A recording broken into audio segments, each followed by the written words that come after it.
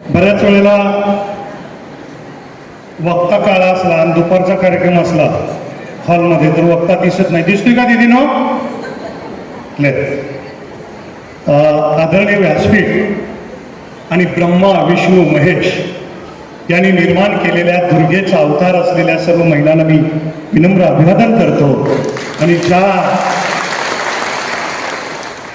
संयोजकांनी मला इथं बोलण्याची संधी दिली त्यांना धन्यवाद देतो.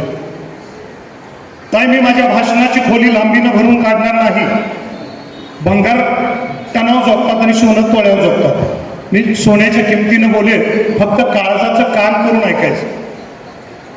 बघा, काही आता मला श्रोत्यांनी आपल्या संयोजकांनी ओळख करून दिली आणि ओळख करून दिल्यानंतर तुमच्या सगळ्यांच्या चेहऱ्यावर प्रश्नचिन्ह दिसलं.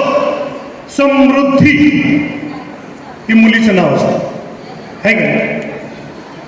समृद्धी, त्यात आणखीन सिने अभिनेते हे सांगितल्यानंतर तुमच्या मनामध्ये संभ्रम निर्माण झाला. समृद्धी ही मुलगी नाही की नाही, लेडीज नाही की नाही, लेडास तो बी असला कसा. तर वक्त्याला श्रोत्याबद्दल आणि श्रोत्याला वक्त्याबद्दल आदर असतोच, पण शंका आणि संशयाचे पदर बाजूला केले तर तो आदर अधिक वाढतो. मी समृद्धी जाधव. पहिली शंका क्लिअर. दुसरी शंका आहे हे सिनेमातलं आहे, साफ खोटं. सिनेमातलं म्हणल्यानंतर गोरं चिकनं शाहरुख आणि सलमान खानचं.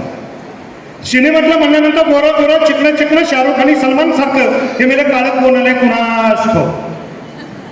चिंता नाही चिंतन करो, व्यथाने व्यवस्था करो. माझ्या चेहऱ्याचा रंग कोणताच आहे माझ्या हातात नव्हतं. मी कोणाच्या पोटी जन्म घ्यावा हेही माझ्या हातात नव्हतं.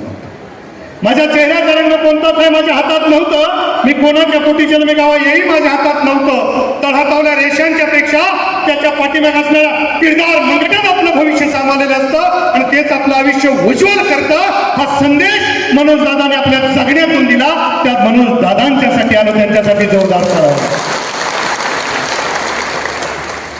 एकच उदाहरण सांगतो. काही कार्यक्रमाच्या निमित्तानं ताई मी दिल्लीला गेलो होतो. तिथं मला एक घटना कळाली. घटना काय होती माहिती आहे?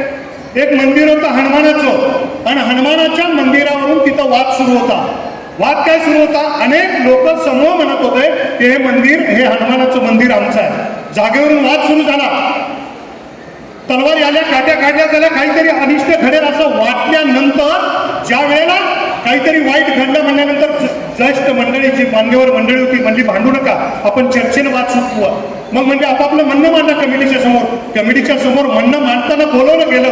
पहिले तिथले लोक आली शीख समाजाच्या लोकांनी सांगितलं गुरु हनुमान हमारा भगवान है, बस इसके ऊपर हमें कुछ बोलना नहीं. ते बाजूला गेले. मुस्लिम लोक आले.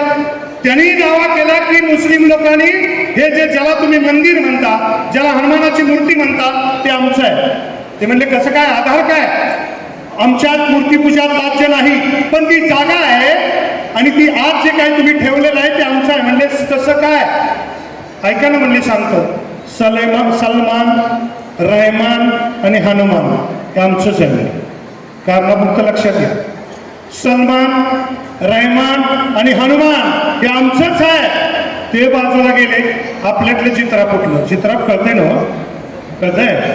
आपल्यातलं उठलं. अरे म्हणजे सांग, दम नाही का म्हणजे सांगतो की. त्यांनी मुद्दा मांडला, दुसऱ्याच्या बायकोसाठी स्वतःची शिफ्टी जाळून तिसऱ्याचं घर जाळणारा देव दुसरा कोणाचा नाही म्हणजे आमचा. शिफ्टी कोणाची? हनुमानाची. बायको कोणाची? रामाची. लंका जाळी कोणाची? रावणाची. असलं दुसरं कुणाच्यातच नाही म्हणजे आमच्यातच आहे. पण विनोदाच्या अंगाने तत्वज्ञान लक्षात घ्या. भगिनीनो, दिदीनो, एकाचं खायचं, दुसऱ्याचे पैसे घ्यायचे आणि तिसऱ्याला मतदान टाकायचं, ही समाज जीवनातली आपल्या प्रवृत्ती लक्षात घेतली आणि त्यातलं मर्म जाणून घेतलं तर आम्हाला आमचा देव, देश आणि धर्म कळाला. आम्हाला आमचा देव, देश आणि धर्म कळाला नाही. प्रभू रामचंद्राचे एकनिष्ठ असणारा आमचा हनुमान, छाती पाडून प्रभू रामचंद्राची मूर्ती दाखवणारा हनुमान आम्हाला कळाला नाही. हे आम्हाला कळवलं तुम्ही आमच्या भाजप पक्षाला. अखंड भारताचं असलेलं हे जे दैवत आहे, हे दैवत तुमचं आमचं दैवत आहे. ते जगण्यामध्ये असलं पाहिजे. तुमच्या आमच्या जगण्यामध्ये राम असला पाहिजे. हे सांगितलं कुणी? भारतीय जनता पक्ष. मोदी साहेबांनी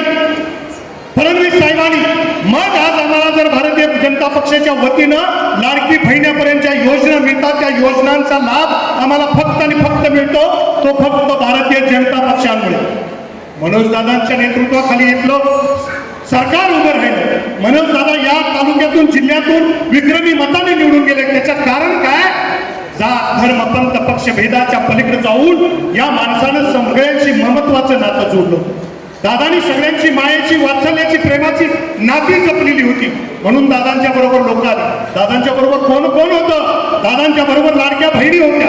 दादांच्या बरोबर साऱ्या बहिणींचे भाव होते. दादांच्या बरोबर माणूस माणूस म्हणून जगणारी माणसं होती.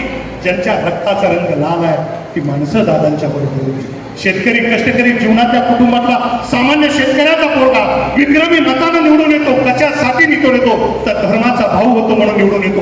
आज त्या दादांचं नेतृत्वाखाली जिल्हा परिषदची निवडणूक लढली जाते. जे उमेदवार निवडले जातात हे उमेदवार कोण आहेत? मदन भाऊ, ज्यांच्या रक्तात समाज क्रियेचा समाज सेवेचा वारसा आहे ते मदन भाऊ आहेत. आमची दिदी आता फार सुंदर बोलली, पंचायत समितीची उमेदवार आहे, तिला वारसा आहे. हे निवडताना उमेदवार हे कोणाचे होते? तर हे सामान्य माणसाचे उमेदवार होते, रयतेचे उमेदवार होते. हे दादांच्या नेतृत्वाखाली निवडले गेले. आज तुमचं आमचं कर्तव्य बनतं. बघा, तिकीट कोणालाही मिळालेलं नाही. पक्षा लोकशाहीप्रमाणे अनेक लोकांनी मागितली तिकीट खरी, पण तिकीट कुणाला मिळालं? ज्यांना जे कसोटीवर उतरले गेले त्यांना तिकीट मिळालं. याचा अर्थ लोक